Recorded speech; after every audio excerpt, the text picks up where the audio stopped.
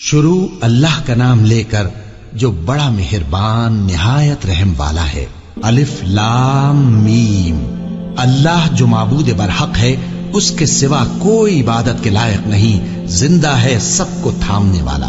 उसने ए नबी तुम पर सच्ची किताब नाजिल की जो पहली आसमानी किताबों की तस्दीक करती है, और उसी ने तौरात और इंजील नाजिल की थी।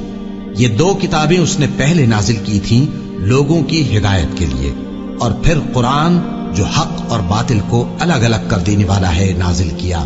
जो लोग अल्लाह की आयतों का इनकार करते हैं उनको सख्त अजाब होगा, और अल्लाह जबरदस्त है, बदला लेने वाला है। अल्लाह ऐसा खबीर और बसीर है कि कोई चीज उससे पोशीदा नहीं, न जमीन में और न आसमान में। वही तो है जो माँ के पेट में जैसी चाहता है तुम्हारी सूरतें बनाता है। उस गालिब हिकमत वाले के सिवा कोई इबादत के लायक नहीं।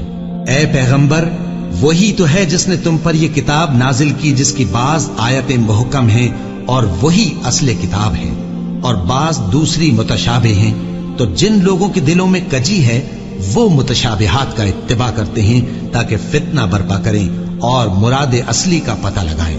हालांकि मुराद असली अल्लाह के सिवा कोई नहीं जानता। और जो लोग इल्म में गहरी नजर रखते हैं वो ये कहते हैं कि हम उन पर ईमान लाए। ये सब आयात हमारे परवरदिगार की तरफ से हैं, और नसीहत तो अक्लमंद ही कबूल करते हैं। ऐ परवरदिगार, जब तूने हमें हिदायत बख्शी है तो उसके बाद हमारे दिलों में कजी ना पैदा कर दीजो, और हमें अपने हाथ से रहमत अता फरमा, तू तो बड़ा अता फरमाने वाला है। ऐ परवरदिगार, तू उस रोज जिसके आने में कुछ भी शक नहीं सब लोगों को अपने हुजूर में जमा कर लेगा। बेशक अल्लाह खिलाफ वादा नहीं करता। जो लोग काफिर हुए उस दिन न तो उनका माल ही अल्लाह के अजाब से उनको बचा सकेगा और न उनकी औलाद ही कुछ काम आएगी, और ये लोग आतशे जहन्नम का ईंधन होंगे। इनका हाल भी फिरौनियों और इनसे पहले लोगों का सा होगा जिन्होंने हमारी आयतों की तकजीब की थी, तो अल्लाह ने उनको उनके गुनाहों के सबब अजाब में पकड़ लिया था, और अल्लाह सख्त अजाब करने वाला है। ऐ पैगंबर, काफिरों से कह दो कि तुम दुनिया में भी अनकरीब मगलूब हो जाओगे और आखिरत में जहन्नम की तरफ इकट्ठा किए जाओगे, और वो बुरी जगह है। तुम्हारे लिए दो गिरोहों में जो जंगे बद्र के दिन आपस में भिड़ गए कुदरत इलाही की अजीम शान निशानी थी। एक गिरोह मुसलमानों का था, वो अल्लाह की राह में लड़ रहा था, और दूसरा गिरोह काफिरों का था, वो उनको अपनी आंखों से अपने से दुगना मुशाहिदा कर रहा था। और अल्लाह अपनी नुसरत से जिसको चाहता है मदद देता है। जो अहले बसारत हैं उनके लिए इस वाक़े में बड़ी इबरत है।